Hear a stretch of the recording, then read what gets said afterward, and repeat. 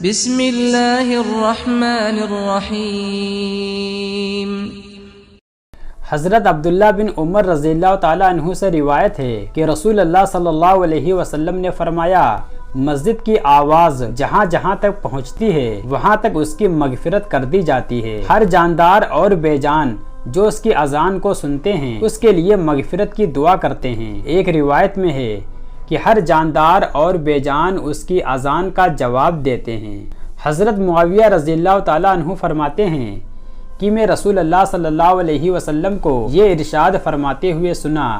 مؤذن قیامت کے دن سب سے زیادہ لمبی گردن والے ہوں گے۔ حضرت عبداللہ بن عمر رضی اللہ تعالیٰ عنہ سے روایت ہے کہ نبی کریم صلی اللہ علیہ وسلم نے فرمایا، جس نے 12 سال اذان دی اس کے لیے جنت واجب ہو گئی۔ اس کے لیے ہر اذان کے بدلے میں 60 نیکیاں لکھی جاتی ہیں اور ہر اقامت کے بدلے میں 30 نیکیاں لکھی جاتی ہیں۔ حضرت ابو ہریرہ رضی اللہ تعالیٰ عنہ سے روایت ہے کہ رسول اللہ صلی اللہ علیہ وسلم نے فرمایا، امام ذمہ دار ہے اور مؤذن پر بھروسہ کیا جاتا ہے، یا اللہ امام کی رہنمائی فرما اور مؤذنوں کی مغفرت فرما۔ حضرت عبداللہ بن عمر رضی اللہ تعالیٰ عنہ سے روایت ہے کہ رسول اللہ صلی اللہ علیہ وسلم نے فرمایا، 3 قسم کے لوگ قیامت کے دن مشک کے ٹیلوں پر ہوں گے، ان پر اگلے پچھلے سب لوگ رشک کریں گے۔ ایک وہ شخص جو دن رات کی 5 نمازوں کے لیے اذان دیا کرتا تھا، دوسرا وہ شخص جس نے لوگوں کی امامت کی اور وہ اس سے راضی رہے، تیسرا وہ غلام جو اللہ پاک کا بھی حق ادا کرے اور اپنے آقاؤں کا بھی حق ادا کرے۔ حضرت جابر رضی اللہ تعالیٰ عنہ فرماتے ہیں کہ میں رسول اللہ صلی اللہ علیہ وسلم کو یہ ارشاد فرماتے ہوئے سنا، شیطان جب نماز کے لیے اذان سنتا ہے تو مقام روحا تک دور چلا جاتا ہے۔ حضرت سلیمان رحمۃ اللہ علیہ کہتے ہیں، میں حضرت جابر رضی اللہ تعالیٰ عنہ سے مقام روحا کے بارے میں پوچھا تو انہوں نے فرمایا کہ مدینہ سے 36 میل دور ہے۔ حضرت عقبہ بن عامر رضی اللہ تعالیٰ عنہ فرماتے ہیں کہ میں رسول اللہ صلی اللہ علیہ وسلم کو یہ ارشاد فرماتے ہوئے سنا،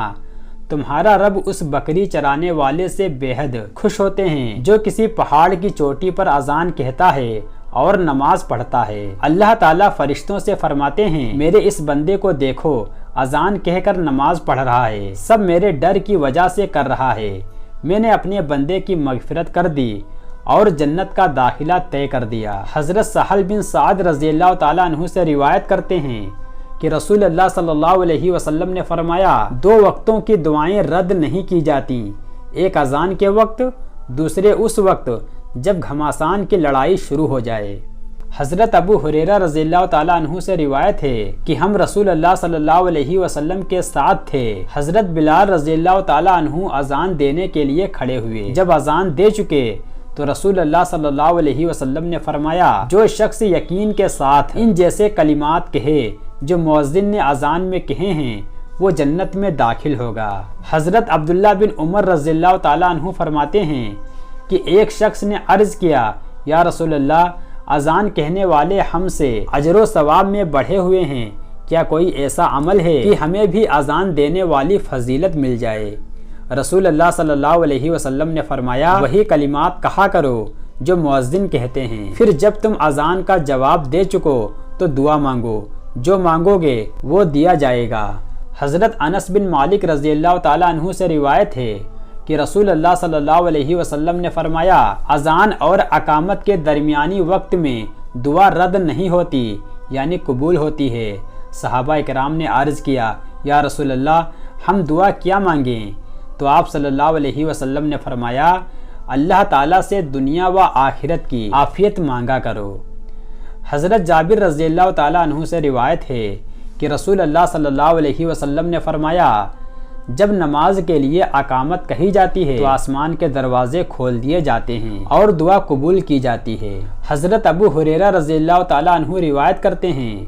کہ رسول اللہ صلی اللہ علیہ وسلم نے فرمایا، تم میں سے جو شخص اچھی طرح سے وضو کرتا ہے اور وضو کو کمال درجے تک پہنچا دیتا ہے، پھر صرف نماز ہی کے ارادے سے مسجد میں آتا ہے تو اللہ تعالیٰ اس بندے سے ایسے خوش ہوتے ہیں جیسے کہ کسی دور گئے ہوئے رشتہ دار کے اچانک آنے سے اس کے گھر والے خوش ہوتے ہیں۔ حضرت سلمان رضی اللہ تعالیٰ عنہ سے روایت ہے کہ نبی کریم صلی اللہ علیہ وسلم نے فرمایا جو شخص اپنے گھر میں اچھی طرح وضو کر کے مسجد آتا ہے وہ اللہ تعالیٰ کا مہمان ہے، اللہ تعالیٰ اس کے میزبان ہیں اور میزبان کے ذمے ہے کہ مہمان کا اکرام کرے۔ حضرت ابو ہریرہ رضی اللہ تعالیٰ عنہ سے روایت ہے کہ نبی کریم صلی اللہ علیہ وسلم نے فرمایا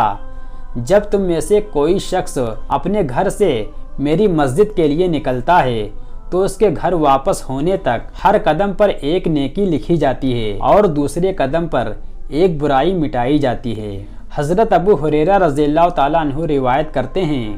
کہ رسول اللہ صلی اللہ علیہ وسلم نے فرمایا ہر انسان کے ذمے ہے کہ ہر دن جس میں سورج نکلتا ہے اپنے بدن کے ہر جوڑ کی طرف سے اس کی سلامتی کے شکرانے میں ایک صدقہ ادا کرے۔ تمہارا دو آدمیوں کے درمیان انصاف کر دینا صدقہ ہے۔ کسی آدمی کو اس کی سواری پر بٹھانے یا اس کا سامان اٹھا کر اس پر رکھوانے میں اس کی مدد کرنا بھی صدقہ ہے۔ اچھی بات کہنا بھی صدقہ ہے۔ ہر وہ قدم جو نماز کے لیے اٹھیں وہ صدقہ ہے اور راستے سے تکلیف دہ چیز کو ہٹا دو یہ بھی ایک صدقہ ہے۔ حضرت ابو ہریرہ رضی اللہ تعالیٰ عنہ سے روایت ہے کہ رسول اللہ صلی اللہ علیہ وسلم نے فرمایا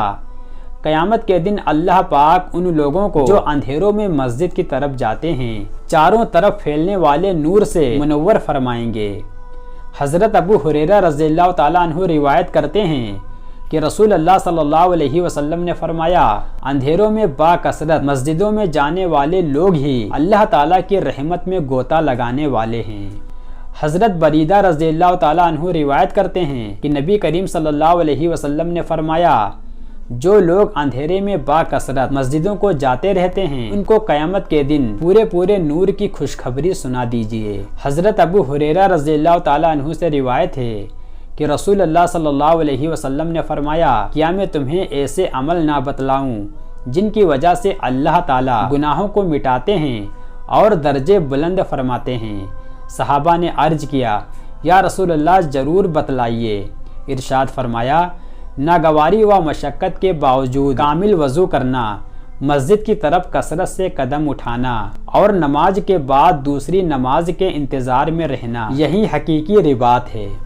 حضرت عقبہ بن عامر رضی اللہ تعالیٰ عنہ سے روایت ہے کہ رسول اللہ صلی اللہ علیہ وسلم نے فرمایا جب کوئی شخص اچھی طرح وضو کرتا ہے پھر مسجد جا کر نماز کے انتظار میں رہتا ہے تو اس کے اعمال لکھنے والے فرشتے ہر اس قدم کے بدلے جو اس نے مسجد کی طرف اٹھایا 10 نیکیاں لکھتے ہیں، اور نماز کے انتظار میں بیٹھنے والا عبادت کرنے والے کی طرح ہے، اور گھر سے نکلنے کے وقت سے لے کر گھر واپس لوٹنے تک نماز پڑھنے والوں میں شمار کیا جاتا ہے۔ حضرت ابو ہریرہ رضی اللہ تعالیٰ عنہ سے روایت ہے کہ نبی کریم صلی اللہ علیہ وسلم نے فرمایا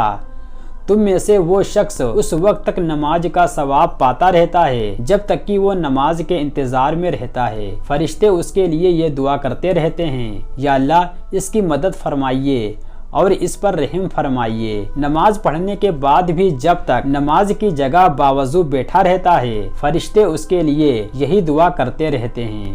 حضرت ارباز بن ساریہ رضی اللہ تعالیٰ عنہ سے روایت کرتے ہیں کہ رسول اللہ صلی اللہ علیہ وسلم پہلی صف والوں کے لیے 3 مرتبہ اور دوسری صف والوں کے لیے 1 مرتبہ دعائے مغفرت فرماتے تھے۔ حضرت ابو ہریرہ رضی اللہ تعالیٰ عنہ روایت کرتے ہیں کہ رسول اللہ صلی اللہ علیہ وسلم نے فرمایا مردوں کی صف میں سب سے زیادہ ثواب پہلی صف کا ہے اور سب سے کم ثواب آخری صف کا ہے، عورتوں کی صفوں میں سب سے زیادہ ثواب آخری صف کا ہے اور سب سے کم ثواب پہلی صف کا ہے۔ حضرت عائشہ رضی اللہ تعالیٰ عنہا روایت کرتی ہیں کہ رسول اللہ صلی اللہ علیہ وسلم نے فرمایا اللہ تعالیٰ صفوں کی دائیں جانب کو کھڑے ہونے والے پر رحمت نازل فرماتے ہیں اور فرشتے ان کے لیے مغفرت کی دعا کرتے ہیں۔ کہ رسول اللہ صلی اللہ علیہ وسلم نے فرمایا جو شخص کسی صف کو ملاتا ہے اللہ تعالیٰ اس کی وجہ سے اس کا ایک درجہ بلند فرما دیتے ہیں اور فرشتے اس پر رحمتوں کو بکھیر دیتے ہیں۔ حضرت عبداللہ بن عمر رضی اللہ تعالیٰ عنہ سے روایت ہے کہ رسول اللہ صلی اللہ علیہ وسلم نے فرمایا تم میں بہترین لوگ وہ ہیں جو نماز میں اپنے مونڈھے نرم رکھتے ہیں، سب سے زیادہ ثواب دلانے والا وہ قدم ہے جس کو انسان صف کی خالی جگہ کو پورا کرنے کے لیے اٹھاتا ہے۔ کہ نبی کریم صلی اللہ علیہ وسلم نے فرمایا جس شخص نے صف میں خالی جگہ کو پورا کیا اس کی مغفرت کر دی جاتی ہے۔ حضرت عبداللہ بن عمر رضی اللہ تعالیٰ عنہ سے روایت ہے کہ رسول اللہ صلی اللہ علیہ وسلم نے فرمایا جو شخص صف کو ملاتا ہے اللہ تعالیٰ اسے اپنی رحمت سے ملا دیتے ہیں، اور جو شخص صف کو توڑتا ہے اللہ تعالیٰ اسے اپنی رحمت سے دور کر دیتے ہیں۔ حضرت انس رضی اللہ تعالیٰ عنہ سے روایت ہے کہ نبی کریم صلی اللہ علیہ وسلم نے فرمایا اپنی صفوں کو درست کیا کرو، کیونکہ نماز کو اچھی طرح ادا کرنے میں صفوں کو سیدھا کرنا شامل ہے۔ حضرت عثمان بن عفان رضی اللہ تعالیٰ عنہ فرماتے ہیں میں رسول اللہ صلی اللہ علیہ وسلم کو یہ ارشاد فرماتے ہوئے سنا جو شخص کامل وضو کرتا ہے پھر نماز کے لیے چل کر جاتا ہے اور نماز جماعت کے ساتھ مسجد میں ادا کرتا ہے تو اللہ تعالیٰ اس کے گناہوں کو معاف فرما دیتے ہیں۔ حضرت عبداللہ بن مسعود رضی اللہ تعالیٰ عنہ روایت کرتے ہیں کہ رسول اللہ صلی اللہ علیہ وسلم نے فرمایا آدمی کا جماعت سے نماز پڑھنے اکیلے نماز پڑھنے سے 20 درجے سے بھی زیادہ فضیلت رکھتا ہے۔ حضرت عمر بن خطاب رضی اللہ تعالیٰ عنہ فرماتے ہیں کہ میں رسول اللہ صلی اللہ علیہ وسلم کو یہ ارشاد فرماتے ہوئے سنا اللہ تعالیٰ جماعت سے نماز پڑھنے پر خوش ہوتے ہیں۔